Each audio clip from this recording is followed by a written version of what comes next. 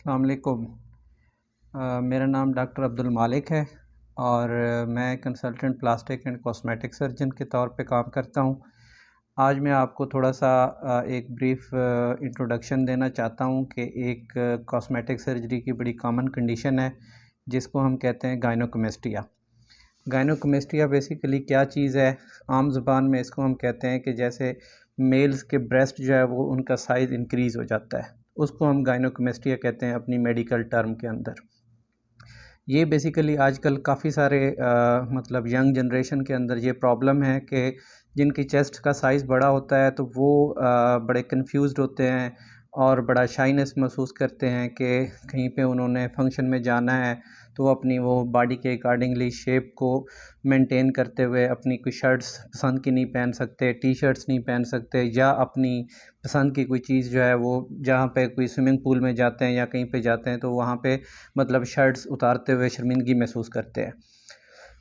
तो इस तरह की कंडीशन के बारे में मैं आपको ये कहना चाहूँगा कि ये कोई एज सच कोई बीमारी नहीं है, बट के एक अडल्ट एज के अंदर जब पे पर्सन 18 साल का होता है तो हार्मोनल चेंजेस होती हैं, तो 90% लोगों के अंदर उस हार्मोनल चेंजेस की वजह से ये ब्रेस्ट का साइज़ जो है वो इंक्रीज़ हो जाता है। और इसके हवाले से जो बाकी प्रॉब्लम्स हैं वो मतलब कोई डिज़ीज़ वगैरह हो सकती है, लेकिन 99% केसेस के अंदर जो है वो आप समझें कि विदाउट एनी डिज़ीज़ होता है और इसका इलाज बिल्कुल मौजूद है।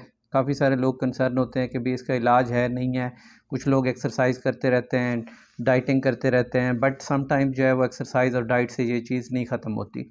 तो उस कंडीशन के अंदर हम इसमें पेशेंट्स को इवैल्यूएट करके उसकी सर्जरी प्लान करते हैं। सर्जरी के अंदर हम क्या करते हैं कि बेसिकली इसके 2 प्रोसेस होते हैं।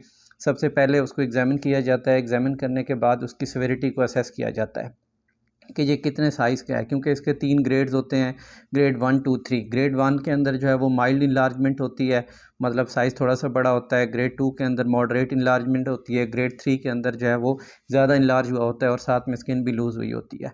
तो ये हम असेस करने के बाद उसके फिर बेसलाइन ब्लड टेस्ट करा के तो उसको as a day case surgery के तौर पे हम उसको ऑपरेट करते हैं। और इस ऑपरेशन के अंदर हम 2 प्रोसेस करते हैं। एक जो है वो लाइपोसक्शन करते हैं। लाइपोसक्शन आजकल हम वेज़र लाइपोसक्शन से करते हैं, तो उसकी वजह से ये है कि रिकवरी बड़ी जल्दी होती है और शेप मेंटेनेंस जो है वो बड़ी अच्छी आती है, ब्रूजिंग के चांसेस कम होते हैं। और दूसरा ये होता है कि साथ में जो ब्रेस्ट का ग्लैंड होता है, डिस्क होती है, उसको हम निकाल लेते हैं, जो है ना। तो ये as a day case procedure के तौर पे होता है। इसको हम लोकल एनेस्थीसिया में विद सम सिडेशन जो है वो कर सकते हैं। थोड़ा बहुत मतलब कि पेशेंट थोड़ा सा ड्राउजी रहे ताकि उसको जो है वो पेन का एलिमेंट इतना ना हो। या जिनका साइज़ ज़्यादा होता है और वो पेन से ज़्यादा कंसर्न होते हैं तो उन पेशेंट्स के अंदर हम ये करते हैं कि उनको हम जनरल एनेस्थीसिया में as a day case surgery के तौर पे करते हैं और 1 दिन के लिए उसको हॉस्पिटल स्टे कराते हैं। उसके बाद हम उसको छुट्टी दे देते हैं। पोस्ट ऑपरेटिवली हम पेशेंट को ये एडवाइस करते हैं कि 4 से 6 हफ़्ते के लिए वो कंप्रेशन गारमेंट पहने ताकि उसकी जो चेस्ट है वो अपनी शेप में आ जाए, उसकी स्किन जो है वो लूज़ ना हो। तो ये चीज़ उसको कराते हैं तो उससे यूजुअली उसकी चेस्ट जो है वो बड़ी अच्छी शेप में आ जाती है। हाँ, कुछ लोगों को कंसर्न होता है कि इसके कोई साइड इफ़ेक्ट्स वग़ैरह होते हैं या नहीं होते। कोई भी प्रोसीजर हम करते हैं प्लास्टिक सर्जरी में या वैसे, तो उसके अंदर जो साइड इफ़ेक्ट कह सकते हैं वो एक प्रोसीजर का पार्ट है। तो स्वेलिंग होती है कुछ पेशेंट्स के अंदर और माइल्ड ब्रूजिंग होती है। तो जो ब्रूजिंग होती है या नील पड़ना वो तकरीबन जो है वो 5 से 7 दिन के अंदर यूजुअली सेटल हो जाता है अगर कुछ ब्रूज पड़ते हैं। तो जो स्वेलिंग होती है, जो मेजर या ऑब्वियस स्वेलिंग है, वो तकरीबन 2 वीक्स के अंदर सेटल हो जाती है। और जो अच्छा उसको प्रॉपर रिजल्ट्स आता है जिसमें हम कहते हैं कि एडिमा सेटल होना या इंटरनल स्वेलिंग सेटल होना, वो तकरीबन 2 टू 3 मंथ के अंदर जो है वो उसमें ठीक हो जाता है। और इसके अलावा पेशेंट को कुछ अरसे के लिए वहाँ पे निपल के अराउंड नमनेस रह सकती है या पेशेंट को माइल्ड सी इरिटेशन फ़ील हो सकती है। हाँ, पेशेंट जो है 1 आध दिन, 2 दिन, 3 दिन मैक्सिमम जो है वो बेड रेस्ट करके उसके बाद जो है वो अपना डेली वर्क काम शुरू कर सकता है। उसमें पेशेंट को कोई ऐसी हर्डल नहीं होती, पोस्ट ऑपरेटिव कोई ऐसी पेन नहीं होती। हम 2-4 दिन के लिए, 5 दिन के लिए एंटीबायोटिक और पेन किलर देते हैं। उसके बाद जो है वो अपना रूटीन वर्क जो है वो स्टार्ट कर सकता है।